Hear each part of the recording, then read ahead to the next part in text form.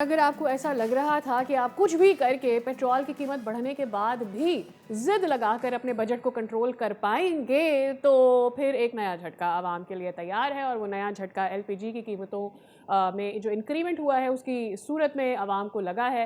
अब घर का बजट भी आपका ख़राब होगा मज़ीद, किचन का बजट भी आपका होगा मज़ीद ख़राब, क्योंकि एलपीजी की कीमत में 78 रुपीज़ यानी 78 रुपये का इजाफा कर लिया गया है। अब आवाम तो ऑब्वियसली इस पर परेशान है ही। आवाम के खुद ही सुन लेते हैं तासुरात क्या है ये जो इंक्रीमेंट हुआ है।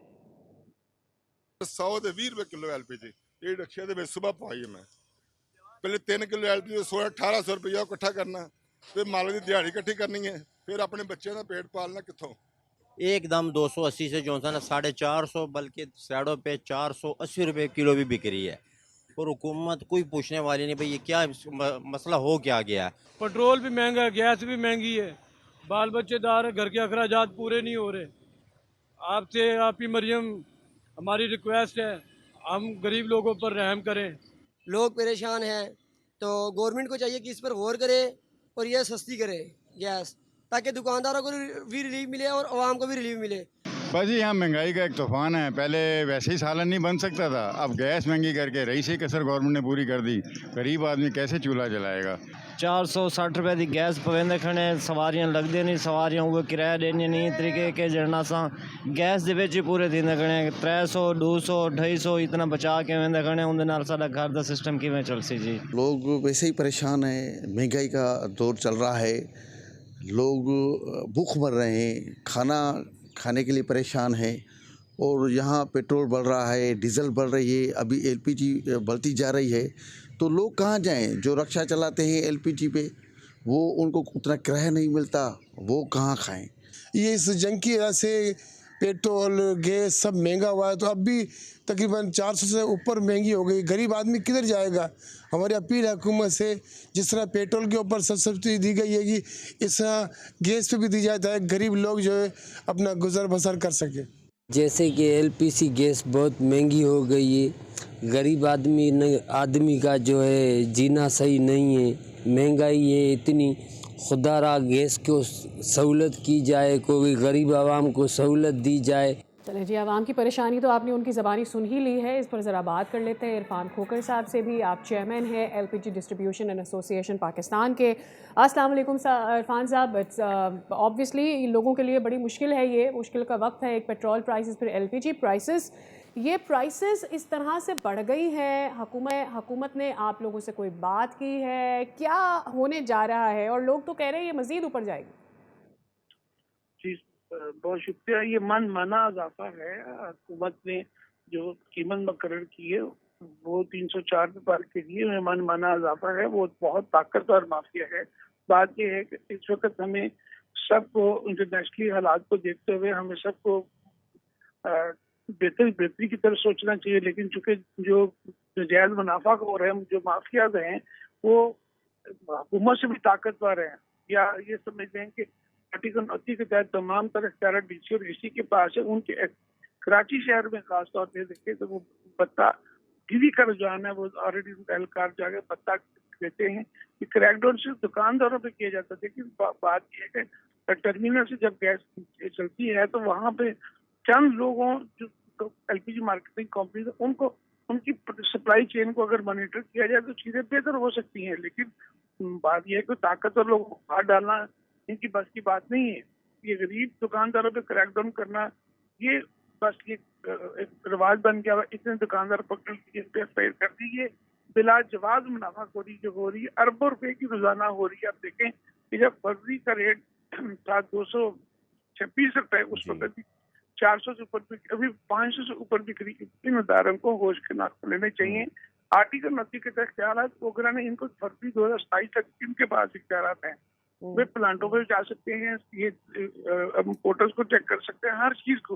लेकिन तमाम से जेबों पर डाका डाला जा रहा है, ये बड़ी अफसोसनाक बात है ये। इरफान साहब देखें, हम कीमतों का रोना भी रोएंगे, आपके साथ ही मिलकर रोएंगे और उसकी वजह भी जानेंगे, बट इसमें एक और चीज़ ऐड कर लीजिए। एक तो ये कि कीमतों की जो बढ़ोतरी है اور اس کے ساتھ جو منافع خوری ہے اس پہ تو شاید آنکھیں موندی ہوئی ہیں حکومت نے، لیکن اس کے ساتھ ساتھ ناقص سلنڈرز، یہ ایک بہت بڑا ایشو ہے۔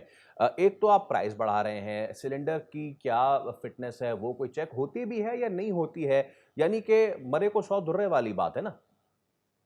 سر بڑی اہم بات آپ نے کی، گجرانوالا ایک جگہ پہ 500 سے زیادہ کارخانے کے جو اس وقت ہم کوشش کر رہے ہیں کہ کئی سالوں سے کہ لیجسلیشن ہو جائے، سینٹ سینٹ کمیٹی میں وقار بیگی صاحب نے کوشش جاری کی ہوئی ہے، وہ وہاں پہ اوگرا اور باقی لا منسٹری نے جو ہے نا وہ ایک امینڈمنٹ کرنی ہے جس سے 14 سال سزا ہوگی ایئر بیگ سلنڈر۔ اب مجھے پوری عمر گزر گئی ہے اسلام آباد کے چکر کاٹتے ہوئے اور چاروں صوبوں سے اپروو کرایا ہے۔ پینل کوڈ میں جب امینڈمنٹ ہونی ہے 14 سال سزا ہوگی، 14 کروڑ جرمانہ ہوگا اور نان بیلیبل آفینس ہوگا۔ آپ یقین کریں سینٹ کی اسٹینڈنگ کمیٹی میں جاتے جاتے یہاں پورے اسلام آباد کے چکر کاٹتے ہوئے میری عمر گزر گئی ہے تو غیر میرے سلنڈر بند نہیں ہو سکا۔ آپ پٹیل پاڑا ہے کوئی جگہ جہاں پہ یہ سلنڈر ہارڈ ویئر دکانوں پہ جتنے چمکتے ہوئے سلنڈر ہیں یہ موت کے کھلونے گجرانوالا سے آتے ہیں سارے۔ تو ایک شہر گجرانوالا کو ابھی نہیں ہم بند کر کے شاہدہ مارکیٹ پاکستان لاہور میں گوداموں لاکھوں سلنڈر پڑا ہوتا ہے۔ میں ہم نشاندہی کرتے ہوئے میری آپ یقین کریں گے میں تھک گیا ہوں، میری عمر گزر گئی ہے۔ یہ 99 سے سٹارٹ کر کے میں نے شروع کیا، آپ اندازہ کریں 27 سال گزر گئے، ہم قانون سازی نہیں کرا سکے۔ اب غیر میرے سلنڈر سے ایک بچہ مر گیا، آپ نے دیکھا تھا حیدرآباد میں 57 بچے ایک ہی رات میں جو ہے نا وہ اللہ کو پیارے ہو گئے۔ تو بات یہ ہے کہ غیر معیاری سلنڈر ایک بہت بڑا مسئلہ ہے عرفان کھوکھر صاحب، اینڈ اوور اس کے اوپر ہم بات کرتے ہیں۔ آئی ریئلی ہوپ کہ اس کے اوپر قانون سازی کوئی کی جا سکے، جو آپ کی بھی پلی ہے۔ لیکن ذرا اس پر آ جاتے ہیں، جو قیمتوں میں اضافہ ہوا ہے، ہم سمجھتے ہیں آپ کی جو پوزیشن ایسی ہے اس میں آپ حکومت سے بات کر سکتے ہیں اور ان کو کنونس کر سکتے ہیں، ایٹ لیسٹ عوام کے سامنے کوئی ریزننگ تو آئے نا۔ آلریڈی پیٹرول اتنا مہنگا ہے، اب گیس بھی اتنی مہنگی ہے، ڈونٹ یو تھنک کہ اس کے اوپر گورنمنٹ سے بات کی جا سکتی ہے کہ یہ عوام کے لیے ناقابل برداشت بوجھ ہے؟ جی بالکل، کل اوگرا اتھارٹی نے تمام چاروں 5 چیف سیکرٹریز کو باقاعدہ لکھا ہے کہ یہ نوٹیفائڈ پرائس ہے، فروری کی 304 روپے پر کے جی سب کو ملنی چاہیے۔ تمام چیف سیکرٹری کو ہدایت کی، اس میں آرٹیکل 29 کے لیٹر ساتھ دیا کہ تمام اختیار ڈپٹی کمشنر کے پاس ہیں۔ تو ان کو دیکھیں، اب اوگرا اتھارٹی نے تو اپنا فرض ادا کر دیا، لیکن جو نیچے انتظامی معاملات ہیں وہ دیکھیں پٹرول کی قیمت جاری ہوتی ہے تو وہ ہر جگہ ایک قیمت پہ مل رہا ہوتا ہے، لیکن یہ دیکھیں اوگرا کے نوٹیفیکیشن کے باوجود یہ کتنا طاقتور مافیا ہے کہ وہ منتھلی 50,000 روپے 1 لاکھ روپے کی شاپ چلتی ہے کراچی میں خاص طور پہ۔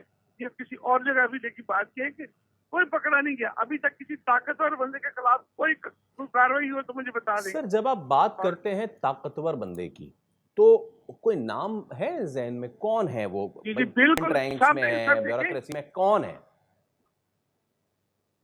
پاکستان میں اس وقت 600 پلانٹ لگے ہوئے ہیں۔ ٹھیک ہے، بات یہ ہے کہ 600 پلانٹ اوگرا نے ان کو لائسنس دیے ہوئے ہیں اور اسی ڈپٹی کمشنر اسسٹنٹ کمشنر کو NOC دیے ہوئے ہیں۔ بالکل ایک انٹرنیٹ کے اوپر نام پڑے، دیکھیں کوئی دکاندار اپنے گھر میں گیس پیدا تو نہیں کرتا۔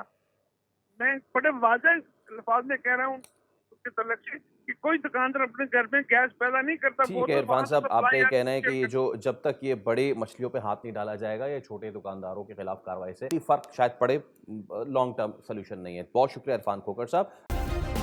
سبسکرائب کریں اور بیل دبائیں تاکہ کوئی خبر رہ نہ جائے۔